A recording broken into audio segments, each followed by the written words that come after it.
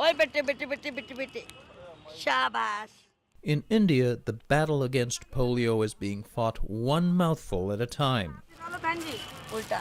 Vaccinators have fanned out with coolers containing vials of the oral vaccine on a scale befitting a nation of 1.2 billion, says Fred de Sam, a campaign strategist for the UN. One national round, we reach 175 million children, 150,000 supervisors, 1.2 million vaccinators.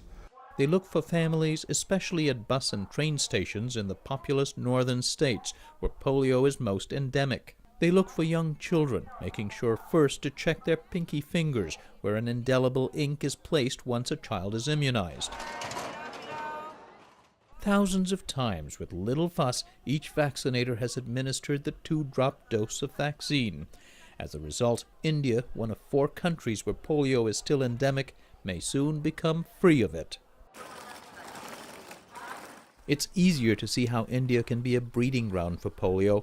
Hundreds of millions of people lack proper sanitation, conditions that allow the virus to spread, usually attacking children, causing paralysis in some victims and in a few cases death.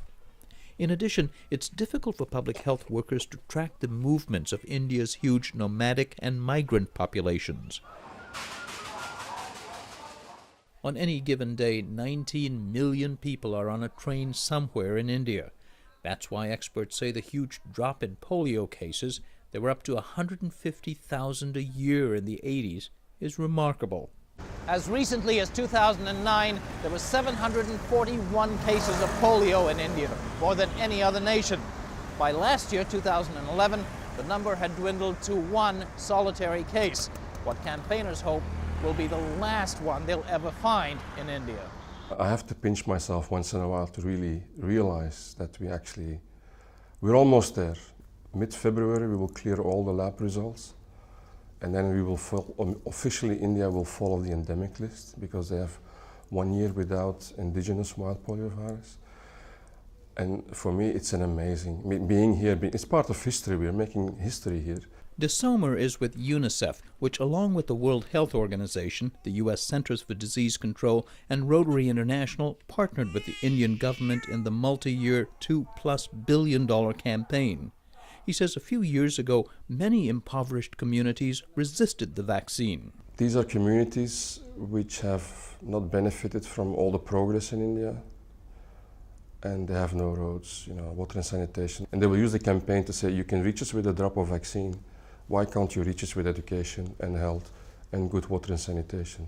So that is one thing. So they were suspicious? They were, quite suspicious. Suspicion that the vaccine wasn't what was claimed was particularly high among India's Muslim minority. Mufti Mukarram Ahmad, Imam of the Fatehpuri Mosque in substantially Muslim Old Delhi, says memories are still vivid of coercive attempts by the government in the 70s to sterilize people here. People thought that in the polio vaccine they placed some medicine to sterilize people. They think that just like in the time of Sanjay Gandhi, when sterilization operations were going on, they think now, instead of doing operations, they can just give this medicine to the Muslim community and our men and women will not be able to have children. He was among many religious leaders who were approached by doctors and the UN agencies, reassured of their intentions, and brought on board to endorse the polio campaign. Also coaxed in were Bollywood megastars like Amitabh Bachchan. In this TV spot, he angrily tells parents to put aside excuses like the fear of caste or religious discrimination and immunize their children. Have you lost your mind? His co-star in the ad, Shah Rukh Khan, is Muslim. His anger is justified. What's the connection between caste or religion and polio? Any child can get this disease. That's why I too have vaccinated my kids against polio. Now you please go and do the same. Perhaps the most significant buy-in that helped the polio campaign came from the government at all levels, according to Dr. Hamid Jafari with the World Health Organization.